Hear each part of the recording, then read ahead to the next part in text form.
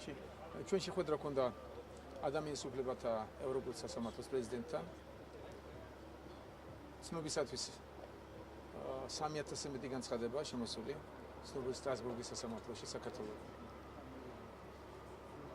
მე მოვახსენე დღევანდელი ჩვენი მდგომარეობა, ჩვენი გეგმები, რომ ყველაფერს აკეთებს ახალი გუნდი იმისათვის, რომ სასამართლო იყოს მაქსიმალურად დამოუკიდებელი საქართველოში და ქართველებმა, საქართველოს მოქალაქეებმა უნდა მოახერხონ და საკუთარ ქვეყანაში პოვონ ძირითადად სასამართლო.